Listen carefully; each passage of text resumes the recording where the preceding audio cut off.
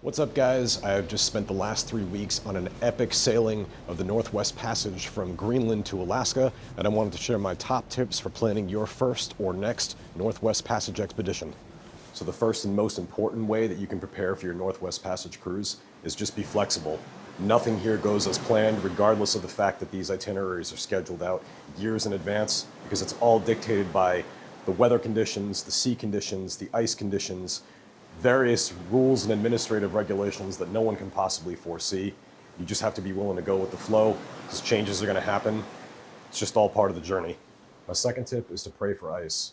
Seals and walruses both need some layer of ice to feed and to breed, and polar bears need somewhere to be able to feed on and prey on both of those species. So if you're coming here for wildlife, especially for photography, you want a certain layer of ice as a place to capture those animals, to be able to see those animals. More ice usually equals better opportunities for wildlife viewing. So one of my best tips for being prepared is to pack versatile boots that are waterproof. They're non-slip in dry and, more importantly, wet terrain. So up on the ship's deck, things can get very, very slippery. You don't want to go flying off the side. You want something that's easy on, easy off, something like a Chelsea boot that you can just throw on at a moment's notice. So when the crew makes those announcements that there's a wildlife sighting, you can just throw your shoes on, you grab your long lens, and head up on deck to get those shots. If you're like me, a big part of wanting to sail the Northwest Passage is the wildlife.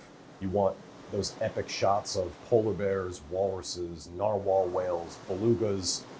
I always have my best, longest zoom lens attached to my camera, ready to go at all times. So when the crew makes the announcement over the PA system that they've just spotted a polar bear or walrus, whatever it may be, off in the distance, you can just grab your camera, head up on deck, and be ready to shoot.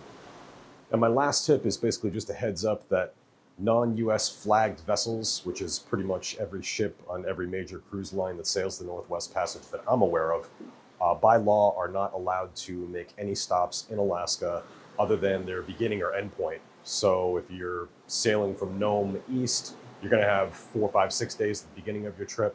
If you're coming from Greenland west, you're going to have that same amount of time at the end of your trip where you won't be getting off. There'll be no ports of call.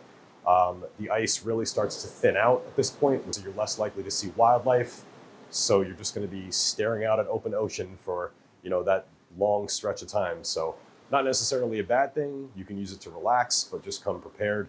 There's plenty to do on board most of these ships. They have libraries and whatnot, but you might want to bring podcasts, movies, or be prepared to check out the lectures in the discovery centers that they have on board from the cruise when they give talks and things like that.